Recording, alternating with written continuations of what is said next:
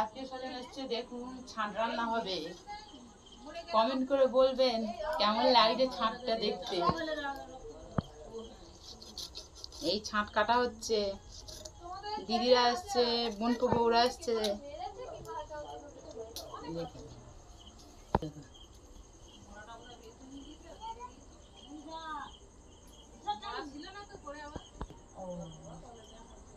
এটা কি বলুন তো বন্ধুরা, মুরগির চাল রান্না হবে আমাদের আজকে, কুটুম্বরা খাবে তাই মুরগির ছাল রান্না হয়েছে।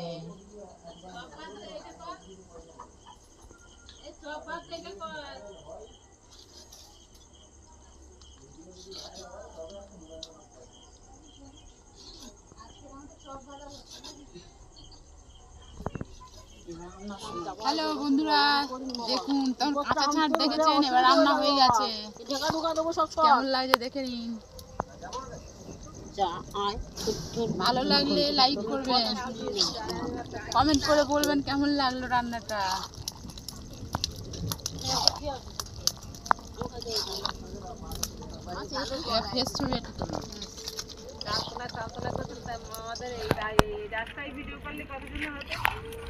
কে কে ছাঁট খাবেন চলে আসুন আমাদের বাড়িতে।